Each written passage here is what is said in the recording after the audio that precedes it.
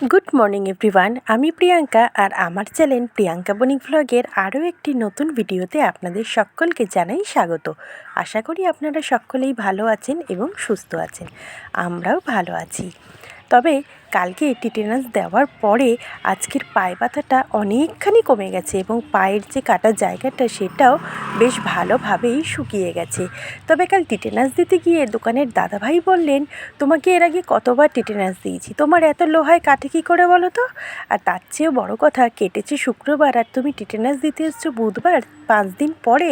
এই টিটেনাসটা কি আদৌ টিটেনাসের মতন কাজ করবে, নাকি মন শান্তি করার টিটেনাস হবে? কিন্তু এটা কাজ করবে কি করবে না আমি কিন্তু কিছু বলতে পারবো না। তবে আমি বললাম, কাজ করবে, আপনি দিয়ে দিন তো। তবে দেওয়ার পরেই আজকে সকালবেলায় দেখলাম পায়ের লাল ভাবটাও কমে গেছে, পাটা অনেকখানি শুকিয়েও গেছে, মানে কাটা জায়গাটা। আর সবথেকে বড় কথা, পায়ের যে একটা ব্যথা করছিল সেই ব্যথাটাও কমে গেছে। তবে দাদা বলেছেন যে টিটেনাসে যদি কাজ করে তাহলে এর ভ্যালিড 1.5 মাস কিন্তু থাকবে। 1.5 মাসের মধ্যে কেটে গেলে আর কোথাও টিটেনাস দিতে হবে না। তো যাই হোক, আজকে একটা নতুন দিন, আপনাদেরকে সঙ্গে নিয়ে চলুন। ব্লগটা অলরেডি শুরু করে ফেলেছি। আপনারাও যারা দেখতে থাকবেন তারা প্লিজ লাইক দিয়ে ভিডিওটা দেখা শুরু করবেন, আর ভালো লাগলে সবশেষে চ্যানেলটা সাবস্ক্রাইব করে পাশে থেকে যাবেন। এখন সকালবেলায় আমার প্রতিদিনের কাজ, আর এখন একটু কাচাকুচিটা বেশিই হচ্ছে, কেননা শীত চলে যাচ্ছে। এবার গরমের পোশাক আশাকগুলি নামিয়ে ফেলতে হবে, আর শীতের সমস্ত পোশাক আশাকগুলি কেচে কুচে তুলে দিচ্ছি। তো তাই কারণেই প্রতিদিনের মতনই কাচাকুচি তো থাকবেই, কিন্তু পরিমাণে একটু বেশি। এই যা কেচে কুচে ওপরে মেলে দিয়ে এসে রান্না বসিয়ে দিলাম। তবে আজকের বেশি কিছু রান্না কিন্তু করব না, কালকের ফ্রিজে মাছ ডাল সবই আছে। আজকের একটু করে নেবো ফুলকপি আলু মটরশুঁটি দিয়ে তরকারি, আর সাথে মেয়েদের স্কুল তো আজ থেকে চালু। এই কদিন সরস্বতী পুজোর ছুটি, স্কুলে খাওয়া দাওয়া উপলক্ষে ছুটি, যাই হোক 3-4 দিন বেশ ভালোই ছুটি কাটিয়েছে। আর আজকের স্কুল চালু, তাই মেয়েদের জন্য একটু টিফিন করে নেব। তো চলুন তরকারিটা আগে বসিয়ে ফেলি, তারপরে টিফিনটা সারবো। এর আগে অনেক দিন ধরেই বলছিলাম মেয়েদেরকে একটু পাস্তা করে দেবো। আসলে কি বলুন তো, শীতের বেলাটা এতই ছোট, যতই ভোরবেলায় উঠি না কেন কাজকর্ম কমপ্লিট করতে করতে কিন্তু অনেকটাই লেট হয়ে যায়। আর আমাকে যেহেতু সময়ের কাজটা সময়ের মধ্যে কমপ্লিট করে মেয়েদেরকে নিয়ে বেরোতে হবে, আর ওদিকে যদি এখন পাস্তা বানাতে যাই তাহলে একটু সময় তো লাগবেই। তবে হ্যাঁ, একটা কাজ করলে হতো, আগের দিন রাত্রেবেলা যদি পাস্তা আর সবজিগুলি সেদ্ধ করে ফ্রিজে রেখে দিতাম তাহলে হয়তো সকালবেলায় চটপট হয়ে যেত।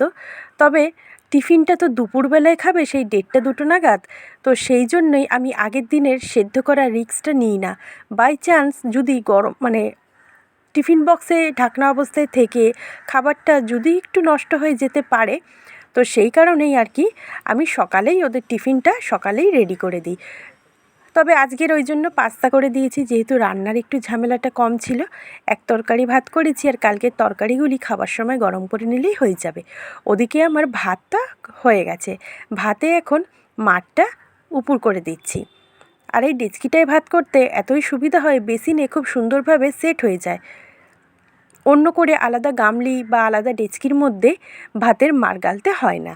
আর এদিকে ফুলকপি আলুটাও বেশ ভালোভাবেই কিন্তু ভাজা করে নিচ্ছি। তবে ফুলকপি আলু মটরশুঁটি তিনটেই কিন্তু সেদ্ধ করে জল গেলে ফেলে নিয়েছি। মটরশুঁটি এখন শেষের পথে, তাই মটরশুঁটি সেদ্ধ হতেও কিন্তু এখন একটু সময় লাগে। তাই যে কোনো তরকারিতে মটরশুঁটি দিলে পরে আমি আগে আলুর সাথে সেদ্ধ করে নিই, তাহলে মটরশুঁটিটা খুব সুন্দরভাবেই কিন্তু সেদ্ধ হয়ে যায়। ফুলকপিটা ভালো করে ভেজে নেওয়ার পরে সেদ্ধ করে রাখা আলু আর মটরশুঁটিটাও দিয়ে দিলাম, একসাথেই ভেজে নেব। আর ওদিকে বাটা মশলা তো আমার সবসময় ফ্রিজে রেডিই থাকে, আদা জিরে কাঁচা লঙ্কা বাটা মশলা রেডিই আছে। বাটা মশলাটা দিয়েই কপির তরকারিটা করব, আর 2খানা টমেটো কুচি দেবো। এই যা দেখুন, ফুলকপি আলু বেশ লাল করে কিন্তু ভেজে নিয়েছি, এখন এগুলিকে তুলে রাখবো। তবে কালকের কিন্তু রান্নাবান্নার ভ্লগ আমি হয়তো দিতে পারবো না, কালকে রান্নাবান্নার হাত থেকে ছুটি। কালকের জেঠিদের বাড়ির মানে জেঠিরা কালকের ঘরে ঢুকবে, কালকে জেঠিদের ফ্ল্যাটের গৃহপ্রবেশ, তাই কালকের ওখানেই থাকবো সারাদিন। কালকের তাই গৃহপ্রবেশের ভ্লগই দেখাবো হয়তো আপনাদেরকে। কালকেরটা কালকেই দেখা যাবে কোনে কী হয়, রান্নাবান্নার ভ্লগ কতটা দিতে পারি আর কতটা গৃহপ্রবেশের ভ্লগ দিতে পারি। আমার কিন্তু এখন ফুলকপি আলুটা আর মটরশুঁটিগুলি ভাজা হয়ে গেছে, দেখতেই পাচ্ছেন সুন্দরভাবে আমি তুলে রাখছি। এবার মশলাটা দিয়ে ভালো করে কষিয়ে নিয়েই আবার ভেজে রাখা আলু ফুলকপি মটরশুঁটি দিয়ে ভালোভাবে কষিয়ে জলটা অ্যাড করব। তো চলুন এবার তরকারিটা সম্বাদ দিয়ে দেওয়া যাক। আরেকটু তেল দিয়ে দিলাম, দেখলাম ফুলকপি আলু ভাজাতে কিন্তু অনেকটাই তেল দিয়েছিলাম, আর আমরা সকলেই জানি ফুলকপি ভাজাতে কিন্তু অনেকটা তেল অ্যাবজর্ব করে নেয়। তো বেশি পরিমাণ তেলটাই দিলাম না, কেন তরকারির সাথে ফুটে ফুলকপির থেকে কিন্তু তেলটা আবার তরকারিতেই চলে আসে, তাই।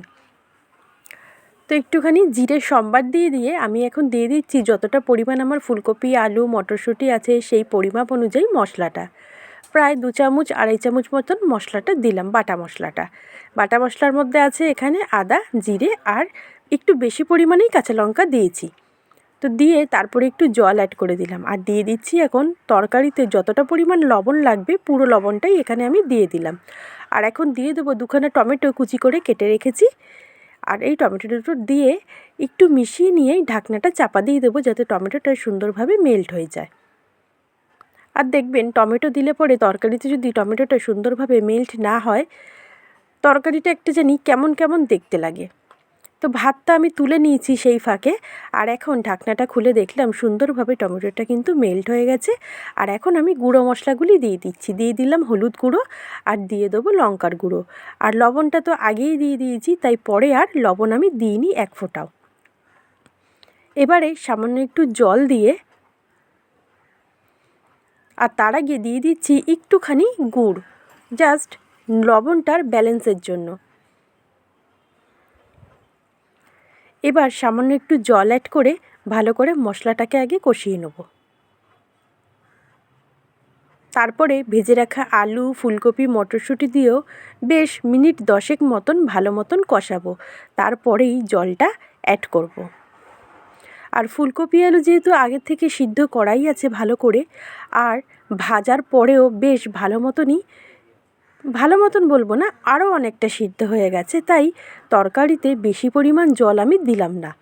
তাহলেই ফুলকপিটা আলুটা গলে যাবে না, কিন্তু ফুলকপি গলে যায় বেশিক্ষণ ঝোলে বা তরকারিতে ফোটালে। আর এখন যেহেতু আবারও খানিকক্ষণ কষিয়ে নেব, তাই আরেকটু সেদ্ধ হয়ে যাবে, সুতরাং জলটা ফুলকপির তরকারিতে অল্পই লাগবে। একটু ঢেকে দিলাম। মিনিট 2-3 পর ঢাকনাটা খুলে দেখলাম মশলাটা বেশ সুন্দর কিন্তু কষে গেছে।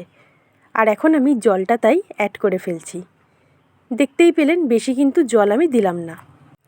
আবার ঢাকনা চাপা দিয়ে দিলাম, ফুটে গেলেই ওপর থেকে ধনেপাতা ছড়িয়ে নামিয়ে ফেলবো ফুলকপি আলু মটরশুঁটির তরকারি। আজকের অবশ্য ঘি গরম মশলা দিইনি, আজকের গাছের থেকে তুলে আনা ধনেপাতাগুলোই দিয়েছি। তরকারিটা খেতেও ভালো হয়েছিল আর দেখতেও জানেন বেশ সুন্দর হয়েছিল, লালের মধ্যে সবুজটা দিব্য লাগছিল কিন্তু দেখতে। তো চলুন আপনাদেরকে একটু কাছ থেকে দেখিয়ে দিই, দেখুন কেমন হয়েছে অবশ্যই কিন্তু কমেন্টে জানাবেন। তো চলুন এবারে মেয়েদের টিফিনটা বানিয়ে ফেলি। প্রথমে ডিমগুলি ঝুরু করে নিলাম। আজকে 3টে ডিম দিয়েছি, কেননা ওদেরও ভাতের পাতে একটু ডিম দিয়ে দেবো, সেই জন্যই। ওদেরকে ভাত দিয়ে দিয়েছি, ওরা টেবিলে বসে পড়েছে খেতে। আমি বললাম দাঁড়া তোরা খেতে থাক তরকারিটা দিয়ে, আমি এখানে ডিমের অমলেট ভেবেছিলাম প্রথমে করে দেবো, তবে দেখলাম না ডিম ঝুরো তো আমি করবই, আর ওদের পাতে একটু ডিম দেওয়া নিয়ে কথা, তাই এখান থেকে একটু ঝুরো দিয়ে দেবো, আর আলাদা করে অমলেটের ঝামেলার মধ্যে গেলাম না। তো ডিমগুলি একটু ঝুরো করে নিই। আর এদিকে সবজি আর পাস্তাটা প্রথমেই সেদ্ধ করে নিয়েছি, সেটা দেখানো হয়নি একটাই কারণ, ওটা ইন্ডাকশানে করেছি সেই কারণে। এখানে পাস্তাটা প্রথমে সেদ্ধ করে নিয়েছি আর তারপরে সবজিগুলি সেদ্ধ করে নিয়েছি। সবজির মধ্যে আমি দিয়েছি গাজর, মটরশুঁটি, বাঁধাকপি আর আলু একসাথেই সেদ্ধ করে ঝুড়িতে ছেঁকে রেখেছি।